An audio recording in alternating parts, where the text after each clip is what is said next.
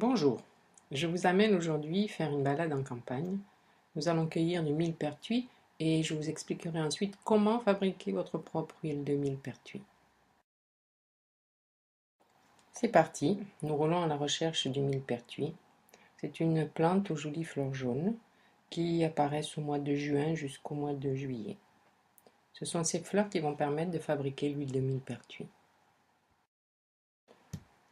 Nous voici arrivés. Vous aurez besoin d'un sac en matériaux naturels comme de la paille ou d'un simple sac en coton comme celui-ci et d'une paire de ciseaux pour ne pas arracher la plante en essayant de cueillir les fleurs.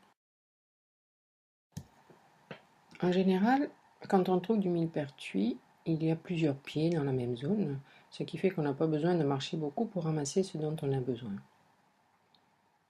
Je vais vous montrer comment reconnaître le millepertuis et être sûr de ne pas vous tromper. Chaque pied de millepertuis porte de nombreuses fleurs jaunes vifs. Chaque fleur a 5 pétales et au centre de longues étamines. Le secret pour ne pas se tromper quand on a trouvé de jolies fleurs jaunes tient dans son nom. Millepertuis signifie 1000 trous. En effet, quand on regarde une feuille par transparence face à la lumière, on a l'impression qu'elle est percée de 1000 petits trous. En réalité, ce sont des petites glandes translucides. Je vais vous montrer ce que ça donne. Attention, regardez bien. Et voilà les petits trous. Le millepertuis est aussi appelé plante de la Saint-Jean car il était traditionnellement ramassé le jour de la Saint-Jean ou solstice d'été, qui est le jour le plus long de l'année. Il se situe autour du 21 juin. Aujourd'hui, nous sommes début juillet, donc certaines fleurs sont encore bien jaunes, comme vous le voyez ici, et d'autres sont déjà un peu sèches et ont pris cette couleur rouge-orangée liée à l'hypéricine, ce pigment qui va nous intéresser pour fabriquer notre huile. Que doit-on cueillir? Pour fabriquer l'huile de millepertuis, on n'a besoin que des fleurs. Il suffit donc de cueillir les grappes des sommités fleuries en coupant avec les ciseaux. On détachera les fleurs plus tard, de retour à la maison. En arrivant, on s'occupe tout de suite de la récolte. On dépose les fleurs sur une table. Moi, je les étale sur un torchon sec. Premièrement, pour laisser s'échapper les insectes qu'on a ramenés sur les branches. Deuxièmement, pour les laisser sécher, surtout si on a fait la récolte le matin avec la rosée, par exemple. En effet, on va ensuite mettre les fleurs dans l'huile et l'eau et l'huile ne font pas bon ménage. On peut laisser les fleurs sécher de quelques heures à une journée. L'étape suivante consiste à récupérer les fleurs. On prend les sommités fleuries qu'on a cueillies et on coupe chaque fleur avec des ciseaux. On essaie de couper au plus près de la fleur, mais ce n'est pas bien grave si on oublie quelques feuilles. Voilà ce qu'il reste de notre récolte. Je prends un pot en verre dont la taille va dépendre de la quantité d'huile de millepertuis que je veux obtenir. Je le remplis de fleurs en tassant légèrement pour éliminer l'air.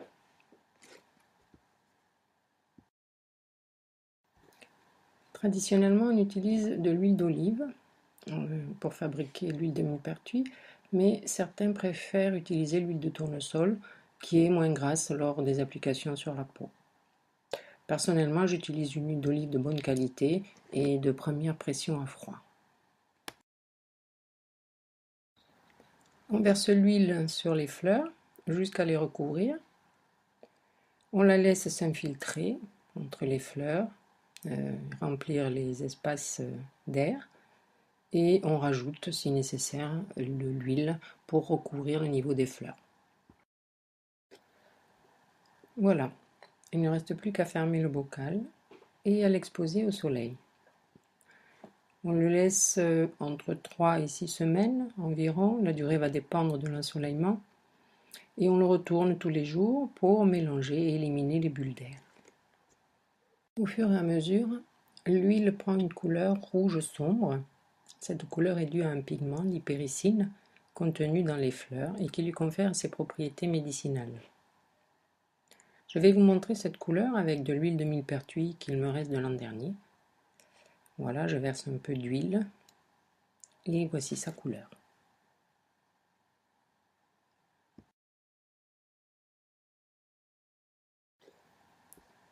Quand la macération est terminée, il suffit de filtrer l'huile de millepertuis dans un tamis fin en pressant bien les fleurs pour en exprimer tout le produit actif.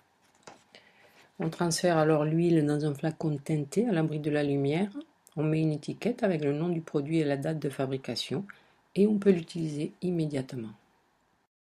L'huile de millepertuis a des propriétés cicatrisantes, antalgiques et anti-inflammatoires. Vous pouvez l'utiliser pour les coups, les hématomes, les douleurs articulaires, les brûlures légères, dont les coups de soleil notamment. Attention, elle est photosensibilisante, ce qui veut dire qu'il ne faut pas l'appliquer sur la peau si on va au soleil. Vous trouverez un article sur l'huile de millepertuis sur mon blog La Boîte à Santé. Le lien se trouve en dessous dans la description. Si vous pensez que cette vidéo peut être utile à quelqu'un dans votre entourage, partagez sur Facebook ou sur Twitter.